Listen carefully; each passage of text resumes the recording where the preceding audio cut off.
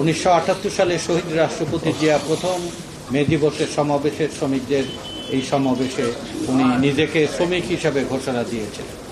1991 সালে মে দিবসের সমাবেশে বাংলাদেশের সবচেয়ে জননন্দিত নেত্রী দেশনেত্রী বেগম খালেদা জিয়া শ্রমিক সমাবেশে আনুষ্ঠানিকভাবে অংশগ্রহণ করেছিলেন।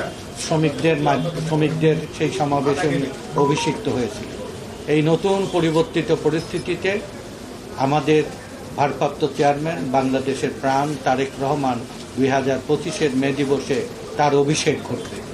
আগামীকালকের অনুষ্ঠানে ভারপ্রাপ্ত চেয়ারম্যান তারেক রহমান প্রধান অতিথি হিসাবে এই ভাগ্যহত শ্রমিকদের দাবির পক্ষে সংহতি ঘোষণা করবে।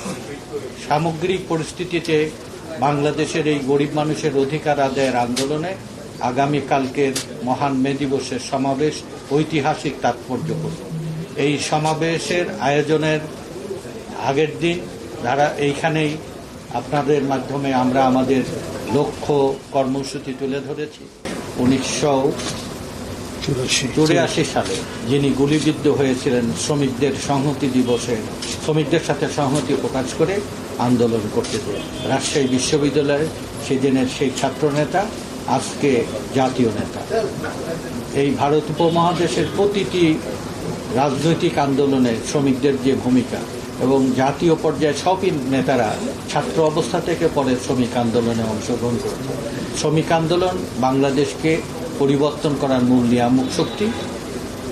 রিজভী ভাই রক্ত ধরেছে সেই শ্রমিক আন্দোলনে। আজকে ঐতিহাসিকভাবে গত দুইবারও উনি ব্রিফ করেছিলেন। আজকে নজরুল ভাইয়ের ব্রিফ করার কথা।